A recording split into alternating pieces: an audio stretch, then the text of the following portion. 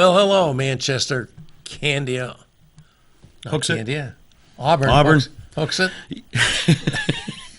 I love it, Bob. Every time we start the show, we fumble through this. Whoever's watching, welcome to the Progress We've Report. never done this before, folks. But we are back with the Progress Report for here we are in the middle of the glorious months of September and some of the finest weather we've ever seen, and makes you kind of wince when you think about the hurricanes we've had in Texas and Florida. But all is well here in New Hampshire. The glorious month of September has arrived, and we're just almost getting pretty close to halfway through it. And so here's time for another edition of the Progress Report. Very pleased to have my good friend Mike Farley with us. Glad to be back. Took my week off last week, rested up. I'm ready to go this week, Bob. And we usually start off with the feature that Mike has introduced and promotes and does. We can do that again. Called the POTUS Report on the Progress Report. All right. Well, for this week's POTUS Report on the Progress Report, it's going to be pretty quick because we learned. I was away last week, so over the past 2 weeks, we have learned exactly what it takes to push Donald Trump out of the headlines. Mm-hmm. It takes two ferocious Category 5 hurricanes that hit our nation, devastating the fourth largest city in the country, wreaking havoc on the entire state of Florida, and annihilating two of our overseas territories, Puerto Rico and the U.S. Virgin Islands. Only that can push him out of the headlines. Yeah. And so that's my POTUS report, but I do want to take a serious note. We've mentioned a couple times, Bob, how hard it is to keep an eye on what's been going on in the administration since Inauguration Day. A lot's been coming at us. A lot of it's crazy stuff, but I've tried to kind of keep people informed that there are things going on behind the curtain. And I've come up with a resource, folks, that I'd really like to pass on to you guys. Congressman Mike Capuano from Massachusetts has a webpage. It's capuano.house.gov, capuano.house.gov. And he has a feature on that webpage that I think everybody should probably check into regularly, and it's called A Look Behind the Curtain. And in this Look Behind the Curtain, he explains that he's going to try to catalog some of the things that have been going on in the government that may not have been getting any press, but they may have a real impact upon the lives of people like you and me. He says that there's a couple ways that the administration is kind of sneaking these things through.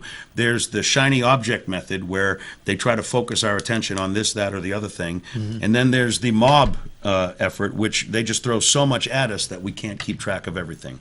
So I'd like to just let folks know that at capuano.house.gov, there is a button that you can click called A Look Behind the Curtain. Some of the examples, he's got 151 examples listed so far. They're listed the most recently on top. Some of the examples are in its August significant rulemaking report, the Department of Transportation announced it was ending the local labor hiring pilot program, and that was a program that would ensure that all government transportation contracts would make sure that the work was done by local labor and you wouldn't be shipping people in from out of state to do the work. And there are 150 other of these very specific, very informative little bits of information that you can go find for yourself, and it certainly helps keep up with some of the things that's going on behind the curtain. And with that, I'll end. How the heck did you find that? I looked. That's very impressive. I've heard of Congressman Capuano, but I didn't know it's a great website. The truth be told, I heard Mike Capuano being interviewed. I've always liked him, even when he when he was a local Massachusetts politician, and I heard him mention his website and this resource, so I took a look at it, and I thought it was something very important that folks can look at, and it applies to us. It's not just Massachusetts. It's some of the real stuff that's going on. It's happening, whether we know it or not. It's happening. Excellent. So we have a guest tonight, as we usually do, and our guest tonight is Donald Kreis. He's the consumer advocate for New Hampshire. What, you may ask, as you indeed did. I did. I'm embarrassed to say. Well, let me tell you this, folks. I've had a long career in the energy policy business, and lots of contested cases involving matters proceeding before our Public Utilities Commission. Our Public Utilities Commission is the agency that's charged with drawing appropriate balance between the interests of regulated utilities and their consumers. Let me tell you how that looks when you get to an actual hearing. Say there's a rate case. What used to be Public Service is now Eversource. Say they want a rate increase. This is not entirely fanciful. Has that ever happened? This has happened. And when you go up to the PUC gets to decide what their rate increase will be allowed, if any, and how much. And on one side of the offices where they have these hearings up in Concord on Fruit Street, you will have several very nice button-down lawyers representing the utility on one side, and you may have folks in the BIA, represented on the other side, and some other folks. But who is going to be the advocate for you and I that pay an average household monthly residential electric bill? Before you answer that question, Bob, can I ask, do the customers get notice of these PUC hearings, like maybe in their electric bill or something, saying, hey, we're going to raise your rates and there's a hearing coming up, you should come and I think the answer is no, but we'll check with our guest. But I want to let you know that fortunately for us, and I think most other states have something similar, there is a valiant advocate to step up to advocate for those of us that would otherwise be voiceless in this juggernaut of skilled legal talent appearing before the Public Utilities Commission, which is it's kind of like a court. It's an independent tribunal. They have to decide based on the evidence. The evidence has to meet certain requirements, not quite as strict as in a regular court, but there's still some requirements. And we are very fortunate in New Hampshire. We have something called the Office of Consumer Advocate, which is independent of the PUC, and whose sole objective is to protect the interests of ratepayers, in this case, residential ratepayers. Now, large businesses like we have in New Hampshire, whether it's BAE or any other large company, they often are able to have their own advocate there, very skilled attorneys from some of the prestigious law firms to advocate that the need for more revenue that the utility is claiming does not fall on them. But who's going to represent all of us who 600, 700, 500 kilowatt hours in our homes with our bills? And we have a guy who does that for us, and that's our consumer advocate, Donald Crease. Welcome to the show. So welcome to the show. Wow. Have I described your role or part of your role correctly? You are hired, Bob. That on top of the fact that I invited myself onto this program. You did. When I heard that you co-host a program called The Progress Report, I knew that this was the kind of serious public policy forum that I would want to inject my perspective into. And, while we're engaging in, I guess, florid introduction/tribute. I think we are. Allow me to say that nobody has been a more stalwart defender of the interests of residential ratepayers in this state for many decades than you. I mean, you've been doing that since, I think I was in junior high school. This is getting a little over the top. Okay. I just wanted to put that out there. Okay. My office, the Office of the Consumer Advocate, has existed in one form or another since about 1976. And if you go back to the 1970s, this takes you back to the days when the old Public Service Company was attempting to build the Seabrook nuclear power plant and stuck with the project despite, gazillions of years of grassroots protest and cost overruns and drastic changes in the electric industry that made big nuclear power plants no longer economical. They insisted on building the plant, even though it ended up costing $7 billion to build one unit instead of $1 billion to build two units. And as a result of their sheer stubbornness, supported by certain politicians, the Public Service Company of New Hampshire in 1988, I believe it was, became the first electric utility since the Great Depression to go through bankruptcy. And I have to just stop there. Think about the achievement that represents. At this time, Public Service Company had a legal monopoly for generation and providing power to customers, about 70% of the customers at retail in New Hampshire. They're selling to a captive customer base, an essential product, and they're on cost plus, essentially. Because all of the used and useful investments they make that are found to be prudently invested, they recover with a return. How do you achieve bankruptcy with that situation? That's an achievement. You just answered your own question, though. You used a key phrase, used and useful. In utility law, it is enshrined the following principle. In order to put something in rates and get customers to pay for it, the asset has to be used and useful. Yeah. So if you start to build a nuclear power plant on the seacoast and it takes you 20 years to get it done and you have to invest $7 billion, you can't put it into rates while those 20 years are going Yeah. by, which means you're out of pocket $7 billion. That would drive even me into bankruptcy. And you know, it's an interesting dilemma for a company like Public Service. They could see they were in trouble. But the only light at the end of the tunnel was we get this plant online so we can charge the can recover consumers. the If cost, we yeah. stop putting this money into the plant, we're cooked, we're done. And that's the dilemma. So that's the big bang, though, in the history of the electric industry in New Hampshire. And in most respects, we're still dealing with the after effects of that big disaster, the Yeah. PSNH bankruptcy of 1988. Yeah. Well, one of the major legacies of that fiasco, and it was not only Public Service that went bankrupt, a number of the other owners did, including our second largest utility, the New Hampshire Electric Cooperative, a nonprofit member-owned utility that serves a good chunk of the state. Nothing as big as Public Service or now Eversource, and two other utilities from out of state that also went bankrupt. When you consider all of that, and now here we are, and I kind of forgot where I was going with all this because this history is so much a part of my life. But I guess I just want to get back to, what is the function of your office? We had this disaster. We had the result of the bankruptcy was the bankruptcy did basically what it was intended to do. Some of the shareholders had to absorb some of the losses. Well, but ratepayers paid dearly for the PSNH bankruptcy. Oh, Make no we mistake did. about that. New Hampshire had the highest electric rates in the country for a while back in the 1990s, early 2000s. We don't and- still have the highest electric rates?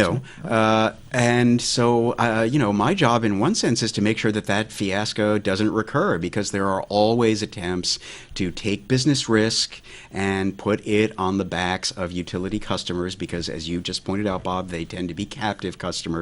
And my job is to thwart that however I can, because we should have learned by now that business risk belongs with shareholders. Yeah. So we have this office that's instituted back in '76, I believe you said? Yep. Well, it's And- changed form, but it's- basically we've had. But consumer basically, advocacy. they had the bright idea that, hey, maybe someone ought to be put in place to speak up for the ratepayers. And how did you find your way? What was your path to now find yourself sitting in that office? What brought you to being New Hampshire's consumer advocate? It has to do with Mozart, actually. I knew it would be a great story. Let's go. All right. So when I was a teenager growing up in the New York suburbs, my teenage rebellion was to just spurn all the rock and roll music that the other kids were listening to and listen to classical music. I was a Really? weird kid. And I was growing up in the New York area, and there was only one radio station in New York City that played nothing but classical music. That was called WNCN. And one day I read in the New York Times, this is like in 1974 or so, that at midnight WNCN would be switching formats from classical music to rock and roll. And I thought, well, that's really sad. But I thought it would also be interesting. So I made a point of staying up and listening, because I wanted to hear at midnight what it would sound like to have a radio station go from, Bach and Mozart to, Chuck Berry. So And I'm the listening. DJs get more excited and Right. stuff. I mean, that is an interesting So- transition. So at midnight, the classical music announcer comes on and announces that, in fact, the station would not be changing formats that night. Why? Because a bunch of feisty citizens had intervened at the Federal Communications Commission. This was back before radio was deregulated. And they had lost at the Federal Communications Commission, but then they appealed to the Second Circuit Court of Appeals in New York, and they won an injunction. And, to my 16-year-old mind, I thought that was the coolest thing I had ever heard. You That a thought bunch of- lawyers could maybe do some things for people. Right, lawyers and just regular citizens, consumers, the people who were listening to this radio station and depended on it because they loved Mozart like I did.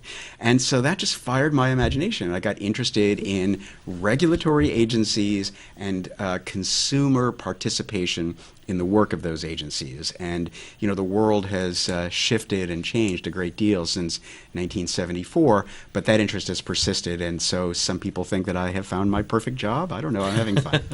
Well, what brought you up here to New Hampshire, though?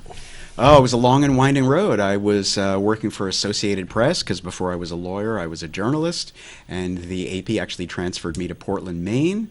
Portland, Maine is a terrific city, and just various personal circumstances caused me to migrate westward. I've lived in Maine, New Hampshire, and Vermont, and been on the state payroll of all three states at one time or another. And they're all great states. New Hampshire has the most interesting public policy of the three, though. What did you do in Vermont? What did I do in Vermont? Well, the first thing I did was go to college in Vermont.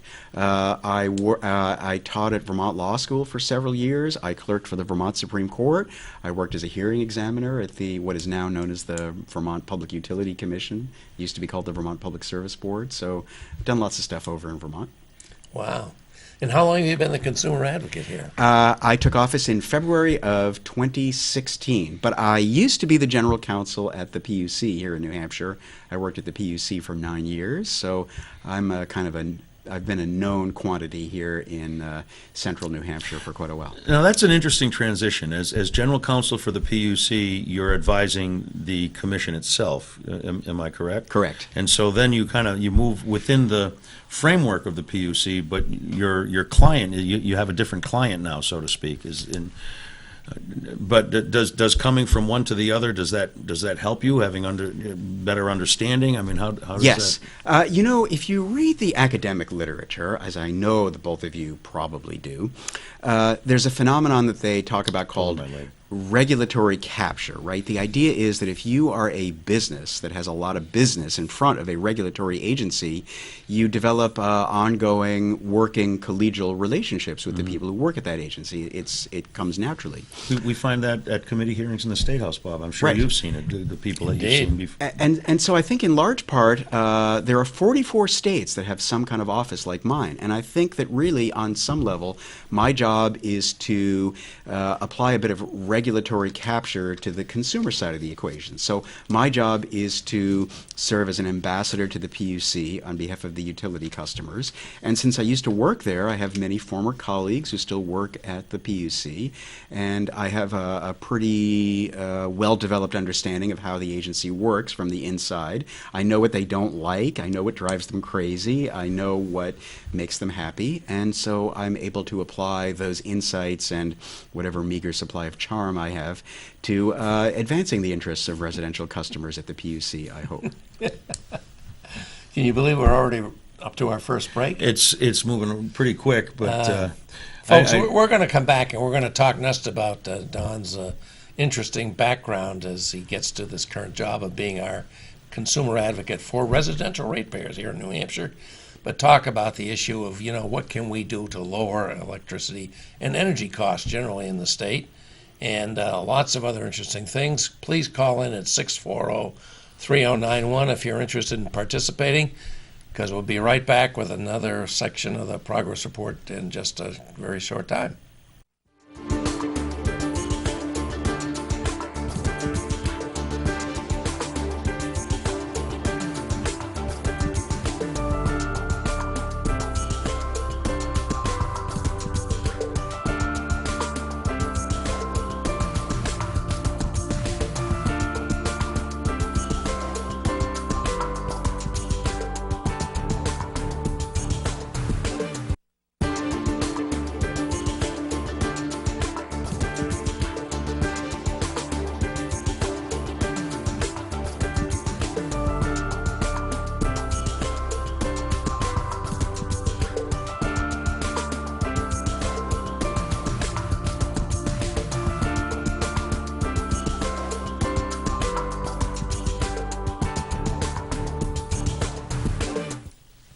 Okay, thank you, Brian. This is the progress report. Here we are for this Wednesday in this beautiful month of September. And if you have not turned in, our guest tonight is Don Kreis. He is our very skilled and capable consumer advocate. He alone, well, with some staff assistance, but principally him, represents the interest of residential consumers before the Public Utilities Commissions in matters all regarding to our regulated utilities, which is not what it used to be. Our regulated utilities used to be top to bottom, energy services, generation, transmission, distribution, all brought to you on a cost-plus basis. They own the dams. They own the poles, dams, they own the wires. dams, they own the wires, they own the coal plants and all those things. We are in the It's been process. broken up, though. Well, the last phase of the breakup is underway right now. There's a divestiture docket at the PUC, and we're about to sell off the last remaining utility-owned generation in New England, which happens to be right here in New Hampshire. It includes the Bow plant, a couple of plants over on the seacoast, and a few hydro facilities. Could you guys explain to me how that is good for the consumer? I know that's the policy and that's what's happening, but I do not understand. My feeble mind cannot grasp how that helps me as a guy just trying to keep his electric bill low. How does putting two boards of directors instead of one on top of the problem make Well, I guess it depends on if you believe in capitalism and the laws of classical economics. The theory is that you can now buy your electricity from anybody who's willing to sell it to you. Public Service Company or Eversource is still responsible for the poles and wires, but you can buy your electricity from them, or you can buy it from anybody else who wants to sell it to you. And the theory is that those suppliers will compete for your business, and you'll get a better price. And I think there is some reason to think that that is in fact what has happened. But you have to keep an eye every month on on Yes. your rate changing. You have to do a rate comparison. You have to be a more aware consumer because the PUC on their website lists all the competitive suppliers that are anxious to get your business. The bill still comes from, Eversource, but the energy portion of that bill will be provided by somebody other than Eversource. And so you do have to kind of pay attention. For quite a while, Eversource, then Public Service, was able to offer a pretty good deal to its customers. Right now, it's not able to offer a good deal at all because the power that the competitive suppliers can offer to the customers comes from natural gas plants and other sources that the Public Service can't compete with right now. So right now, if you're, for example, right now, large customers, the giant companies that we have in this state, whether it's BIA or, a whole bunch of others, they have all pretty much left Eversource because they can find out that they can get power supply from competitive suppliers at lower Sure, cost. but they have accounting teams that can keep an eye on what the Absolutely. rates and what's going to happen, and Yep. they can shift from company to company 3 times a year if they want to. Absolutely. And, a guy like me, I'm trying to make sure I don't lose that bill and make sure it gets paid before the deadline. And Well, we work pretty hard at the Office of the Consumer Advocate to make sure that the default service, which is what you take if you just stick with the incumbent utility, is as cheap as possible. And it has taken us, 21 years, but finally Public Service Company of New Hampshire is going to divest the last of its generation assets. When they do that, right now they're charging 11.6 cents for their default service. And we think that when they finally stop running their own generation and switch to acquiring their default service supply in the wholesale marketplace, we think that will go down by about 3 cents to somewhere between 8 and 9 cents instead of 11.6 cents. Which the evidence of that is that the other utilities that serve in New Hampshire, Liberty and Unitil, and particularly, they're down at that low level right now, and they don't have any generation. They don't have any generation. capacity. That's right. So they go into the wholesale market and buy it at wholesale, sell it to their customers as so-called default service. Why don't they just do that now? They do that now. The other two investor No, but I utilities mean do that. public service. Why do they have to buy their own expensive power? Well, because that you can. I Thank, mean, it may you be can a thank very the simple legislature. question, but the originally when the Restructuring Act was adopted in 1996, the PUC put together a restructuring plan, issued it on February 27th of 1997, which was a Friday. Monday morning, all 4 utilities were in court obtaining an injunction from a federal judge. They held up restructuring for several years while they litigated over stranded costs, meaning, gosh, you can't expect us to take losses over this, because we built this empire based on the idea that we were vertically integrated, and you can't just put a stop to that. So a settlement agreement was negotiated and adopted by the commission in 2001, and then finally the state was opened up to retail competition in electricity. But there was a big spasm in California. They tried deregulation in that state, and things went completely awry. You might remember Enron. And as a result of that, the legislature... Yeah, the legislature panicked, I think it would be fair to say, reasonably so, and told PSNH to put the brakes on divestiture. So PSNH sold its interest in the Seabrook plant, but it kept the rest of its generation. Now, all these years later, it is finally selling its generation. The last fight, I would say, was really over what to do with that $416 million that Eversource wasted building a mercury scrubber at the coal plant up in Bow. Which Just to cut to the chase, $400 million of that will be eaten by consumers. right. Ouch. And, So who's going to buy this stuff? I mean, these plants, obviously, they're proven to not be economical because the company using them to provide its service. Who's going to buy these plants and operate them? Well, everything is for sale at the right price, right? I mean, you could buy a brand new Lexus, or you could buy a 1984 Dodge Dart, and if the price is right, you might buy the Dodge Dart. Well, so you can buy the Dodge Dart. It is for sale in Bow. So I understand. I understand who we're looking for. So, Don, we hear constantly, I think more from business folks than residential customers, because their voices are very diverse, and I think they just probably don't pay the attention to the bills that business does. That New Hampshire has extremely high electric prices, and what are we going to do about it? We hear this all the time in the legislature, and I'm sure you do too. What is your answer? First of all, do we have extremely high electricity prices or energy prices generally? And secondly, what is the best answer to that? That's a terrific question. And the answer is that we have, I believe, the 7th highest electric rates in the country.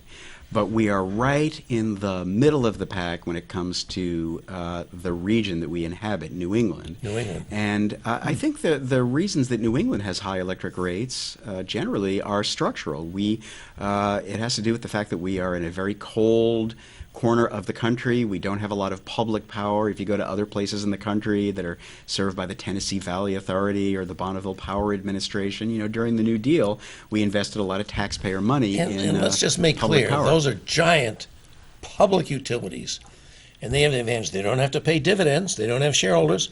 They don't have to pay taxes because they're public. So we are pretty far away from sources of conventional fossil fuels. We don't have coal mines here in New England. We don't have natural gas Not a lot wells. of gas pipelines. Right.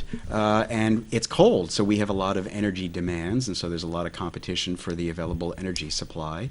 And to be fair, all of the New England states, to one degree or another, have public policy that favors renewable energy and sustainability, and that comes with a short-term cost that I think proponents of that would say is justified by long-term gain. And so you take all of that together, and as a region, we have relatively high electric rates. New Hampshire as a state is pretty much in the same bucket that the rest of New England is, both in terms of our public policy and the way our rates are, but also because of the way the regulation of the electric industry has evolved. In a way, there really isn't a New Hampshire anymore. There's only a New England, because the New England electric grid is run by a regional transmission organization called ISO New England. They superintend wholesale electric markets, and now that we have spent billions and billions of dollars on transmission assets and eliminated congestion problems, pretty much the same wholesale price for electricity prevails throughout New England, most of the time. Yeah, I think we really need to emphasize that. A lot of people don't understand. They say, well, New Hampshire has Seabrook. It's a giant generating plant. That with the other assets we got provide more than the energy demands of New Hampshire. So, why aren't we getting the benefit of that? But the electrons do not just flow depending on where the plant sits. Their flow determined by what the system operator in West Holyoke, Mass, decides for the whole New England region. So we have the benefit of things like, well, we have electricity. One of the unique things about electricity, so far, it's pretty hard to store. We have great hopes for, better battery technology that may be very revolutionary. We may be very close to that. But a long time ago, they took the top of a mountain off down in western Massachusetts, Northfield Mountain, and put it what's called pump storage. And when the cost is low, they pump water up to this mountaintop, which has been blown off, or it's been carved out. And then when the demand is high, they let this water flow down and spin turbines. Pump storage. Now, not very easy to duplicate that because there's some environmental costs with this. I'll say, ripping the tops off of mountains. But with this I've heard people don't like that. But this has been a tremendous boon because it levels out the electricity demand in the whole New England region. So we benefit from the pump storage at Northfield Mountain in western Mass, even though we're in New Hampshire. And so that's just a sign that we are all. An electron, it comes from fissioning uranium at Seabrook or burning coal at Bow, which doesn't happen very often anymore. All gets dispatched by people sitting at computer screens down in West Holyoke, Mass, and dispatching it around wherever it goes. So the rest of my answer to your question, though, is what can we do? I have two words for you. They are energy efficiency. The fact is that we have known for a very, very long time, since at least Emery Lovins in 1974, that a negawatt is fungible with a megawatt, right? If I need some energy to do some work, I can buy another kilowatt hour of electricity or another megawatt hour of electricity, or I can figure out a way to do the same degree of work with less energy by becoming more energy efficient, and that is what I would call a negawatt. The fact is, and this is a number I got from the utilities, so it's got to be true, the cheapest thing I can do to buy the next kWh, kilowatt hour of work that I need from the electric grid is to invest in energy efficiency. That costs 4 cents per kilowatt hour. Nothing else is as cheap. A nuclear plant, you're looking at 9 or 10 cents. Coal plant, same thing. Renewables, 5 or 6 cents. No matter what you pick, the cheapest thing available is energy efficiency. And so therefore, my holy grail as the ratepayer advocate is to get us to invest in all cost-effective energy efficiency. That is the mantra. It has been officially adopted by the Public Utilities Commission, thankfully, and I will go down fighting for every inch of that cost-effective energy efficiency that I can squeeze out of the system. Can we squeeze that out a little bit? We see now you get the rating on your air conditioner, on your refrigerator. It tells you how efficient it is. It gives it a number, puts it on a scale. This refrigerator is more efficient than the next refrigerator down. We've heard about how you can save on your expense. Air conditioning probably more electric than our heat here in New Hampshire by tightening up your windows, using insulation and all that. But isn't there a limit to what that can do? Or sure, is it limitless as to how efficient you can get? It's not limitless, but for our purposes, it might as well be. Let's get started, yeah. We have gotten started, but we are still stuck at the beginning of the process that it might as well be limited. We have not yet really begun to tap into the main part of that excellent seam of available. What's an example of that then? I'm struggling to find where I personally might be able to do something that would make a difference. So, all right, here's the scenario. Your house is really cold because the windows in your house were built and installed in 1942. And as a result of that, you're paying too much every month for energy to heat your home. And we could put in really cool, high-tech windows that would save you a ton of money. And ideally, you might pay for those windows over time because it's a big capital investment. Ideally, the monthly savings on your energy bill would be greater than your monthly payment on the window investment that you've made. If that isn't true, we can throw a bit of ratepayer money that you pay through your system benefits charge on your electric bill at subsidizing the measure, and it's still a good idea if it's cost effective, meaning overall the costs of that exceed the benefits, because there are benefits for everybody when we invest in energy efficiency. When I'm talking about that 4 cents, I'm talking in large part about benefits that everybody gets when you invest in energy efficiency, because the costs that we all pay for the electric grid go down and rates go down. How does that work?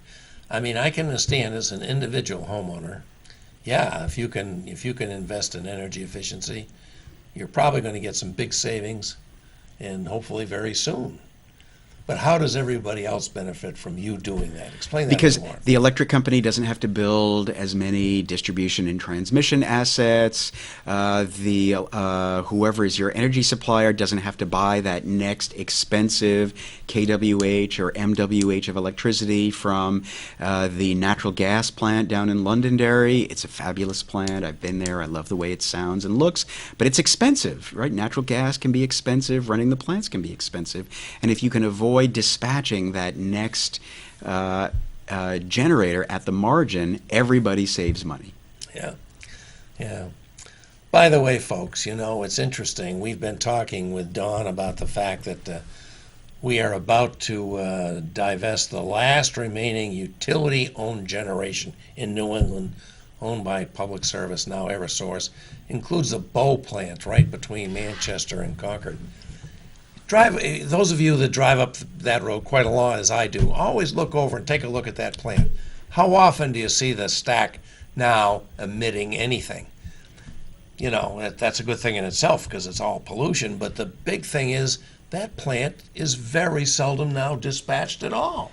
Indeed, and it's a bad sign if it's not running, right? And because most of what comes up out of the stack is steam now. So when you see that plume, you're looking at steam, and when you don't see the plume, it means that that plant is not running, which means that $400 million that we invested in a mercury scrubber, supposedly at the instruction of the legislature, is basically sitting there in that field rusting in Bow.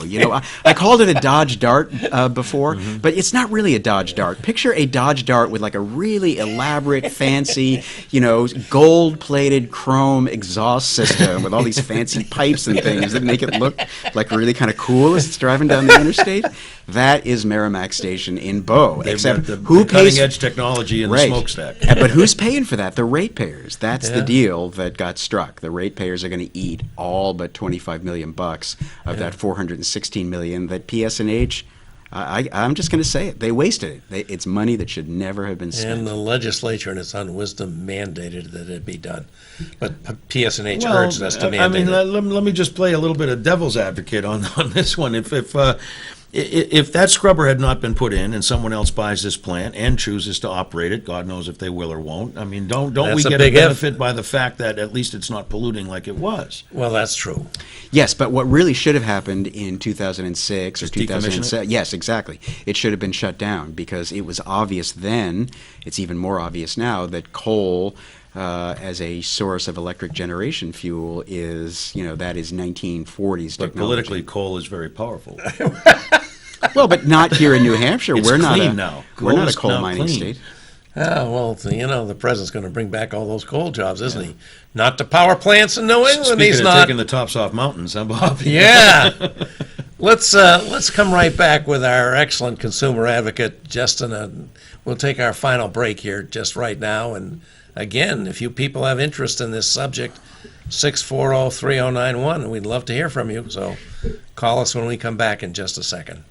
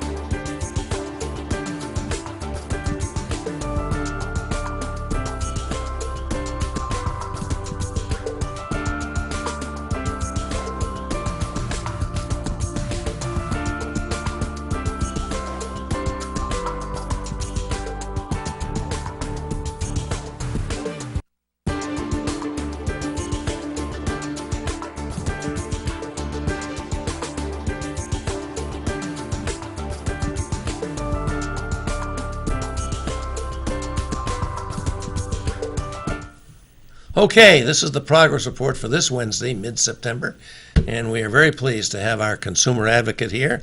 Hope you've been with us for the first segments of the show, but if you haven't, his name is Donald Crease. He's an able attorney with distinguished experience in all the New England, northern New England states. And a biting sense of humor, by the way. Yeah, he's pretty good. He's pretty good, and I think we're very, very lucky to have him as our advocate, because as I said at the beginning, when we have rate hearings, he's there to defend your interests.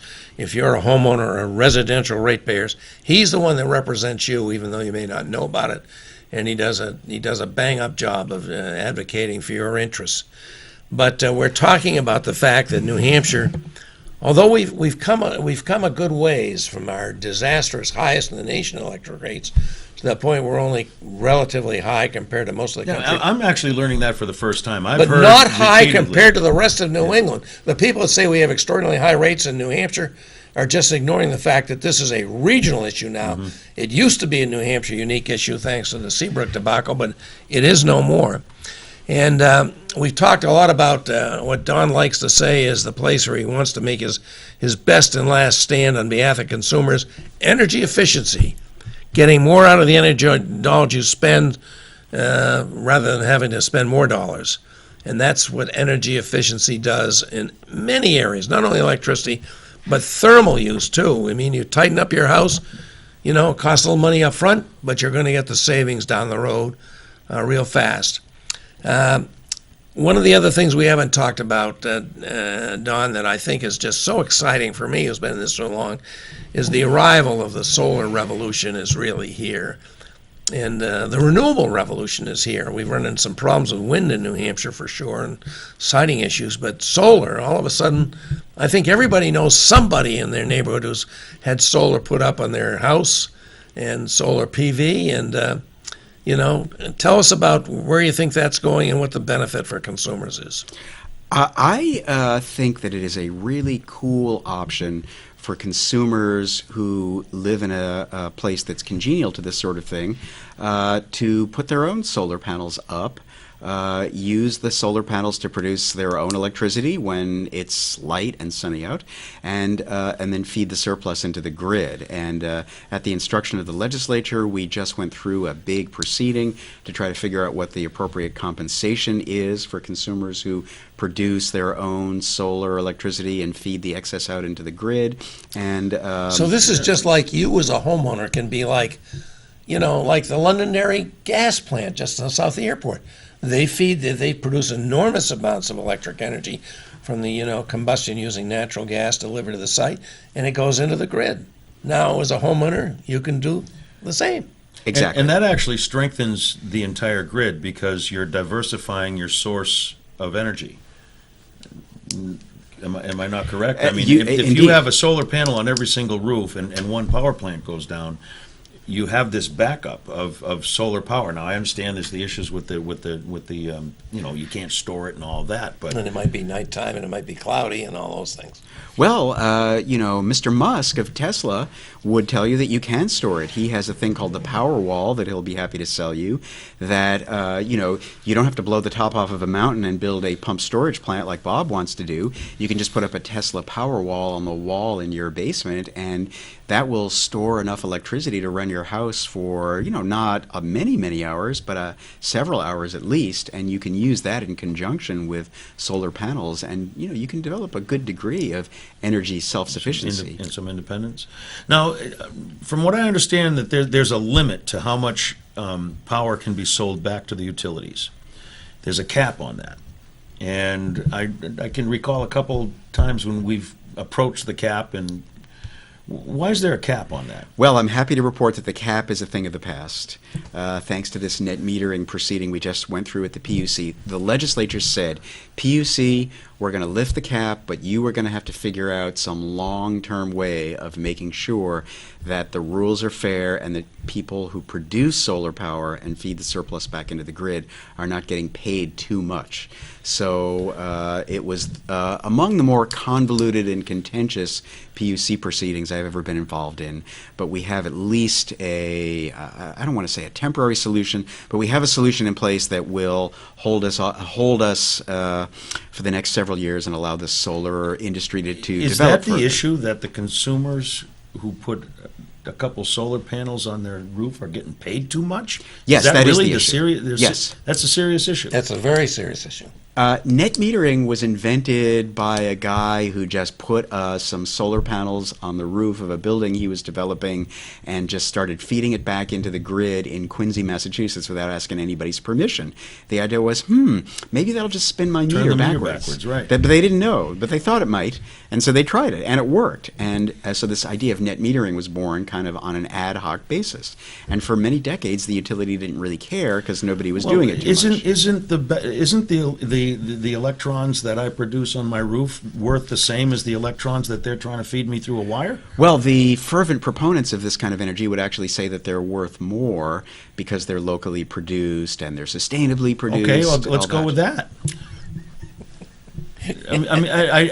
At least worth the same. To me, it's very easy to figure out the value. What are they charging? We'll take that number. Well, but explain to me why that doesn't work. Well, so the opponents of distributed generation and solar power and the proponents of the fossil fuel industry will say, well, wait a minute, why should we pay these people anything more than the same wholesale rate that the power plant in Londonderry gets? That's their point. You know, that basically it's the same deal. It's a wholesale transaction and everybody should be paid the same. And in fact, there is actually a bill in the legislature pending before Representative Backus's committee right now that says exactly that net metering producers only get the same wholesale rate that the power plant in Bow or the gas plant in Londonderry we get no gets. part of the savings on transmission that they're going to save from transmitting back to us? They're There gonna you keep go. that money? I thought you said you didn't know anything about this. I don't. It doesn't take much. I think you got it, Mike. I think you really got it. Yeah. Well, you know, I'm just thinking about this and where this whole thing is going to go. You know, we look at Florida now. You know, what, 3/4 of the state was without electrical power. What if in the future they all had their own power source in their own homes, and presumably the hurricane left some of the roofs up so that they still have that power source? Wouldn't that be a more robust system? Well, that's what I was trying to get at very inartfully. You're doing a better job, but that's kind of what I'm trying to get at. If the pole goes down in your neighborhood, the whole neighborhood isn't just wiped out. There's a little bit you can limp by. You can keep your fridge going. You know? Indeed. But, you know, I think we can't, I don't want to push that too far. You know, we live in a very frayed culture right now. And, you know, we talk about the things that connect us as a community. Well, the electric grid literally connects us. And if we move to a system where basically it's every person for himself, every business for itself, there are going to be people left in the dust, the have-nots. Yeah, we're going to need the grid for a long Yes, time. I think we're going You're to. probably I right think about there that. should always be an electric grid. Maybe that mires me in 20th century thinking, but I think that we have to find the right combination of energy self-sufficiency and energy interdependence, and it will always be great. You know, people brag about how I'm off grid. I actually think that you're a chump if you go off the grid because there are all these benefits that you're foregoing if you don't actually use the electric grid. Because under this, you know, net metering system, you basically get to use the grid as a giant battery. Yeah. So And it's also I'm kind of thinking of the saying, you know, a rising tide raises all boats. But if you don't have a boat, you know what I mean. And that's the person who you know, if you don't have a roof to put your solar panel on, if you don't have the solar panel, that's why we need the grid to take care of that consumer. Is that what we're talking about? I think so. I think so. So, you know, you've said, and I certainly agree with you 100%, that the number one thing we can do to reduce our vulnerability and our cost and improve our environmental quality is make sure we're achieving all effective, cost-effective energy efficiency. And there's an exciting new project that's been going on in New Hampshire to up our game on that, and it's called the Energy Efficiency Resource Standard, or EERS. And you've been a key participant in developing this. Can you explain that a little bit to our folks? Sure. Back in the old days, we used to set aside a certain amount of money, ratepayer money, to invest in energy efficiency, and we told the utilities to go out and do that. Now we're going to set energy efficiency targets, and we're going to find the money to fund achieving those targets. So our modest energy efficiency goal over the next 3 years, 2018, 2019, and 2020, is to get the electric utilities to reduce their sales by about 3.1% and get the natural gas utilities to reduce their sales by about 2.25%, I believe it is. And they're buying into this? They are. Because I thought the They're idea good. of capitalism, which we started they're not to doing- increase your sales. they're not. They're- It's they're- not they're a charitable not enterprise. charitable, no. They're getting paid to do this. There's a performance incentive. They get to recover their lost revenue. Believe me, the utilities are totally made whole and then some, which is why they're going along with this. And why? Oh, okay. I was going to say, and why is that then? And then it makes them look good. Apparently They to get them they get to go out and say, "Look, we're helping Representative Backus by with a helping gun him to their head and a wad of money in their pocket. that they get from customers." So it's a good deal for the utilities. It's All right. enlightened self-interest, and so just to put that in perspective, though, that 3.1%, that's about half of what what Eversource is doing in Massachusetts. So we're still much more modest in terms of our ambitions than Massachusetts is, even though we have the same mantra as them now: all cost-effective energy efficiency. Yeah, which, is consistent with the recently adopted, a couple of years ago now, energy strategy for the state of New Hampshire. Everybody agrees that the best and cheapest and least environmentally costly solution is to more energy efficiency, and there's a lot left to do in this Well, state. I fear, we heard for years and years and years on the political side in government, waste and fraud and abuse. We've got to cut waste, cut the fat, cut waste, fraud, and abuse, and we're still saying it. And, there's a limit to what you can do with that. Mm-hmm. And I'm not so sure that that limit doesn't come sooner than some people might think. Well, maybe you can speak to that, Don. My understanding is that we both agree that energy efficiency is the low-hanging fruit out there. And it seems to me like there's always more low-hanging fruit because technology is improving the options for energy efficiency. That's right. We move from incandescent light bulbs to LED light bulbs. to public outrage. Right. Well, so we started. Oh man, I remember when we first started seeing the compact fluorescent bulbs. That's the one. My wife would say, Yeah, "Oh, the you brought home curly another one ones. of those $1 million light bulbs." But now we have LED light bulbs that are even better.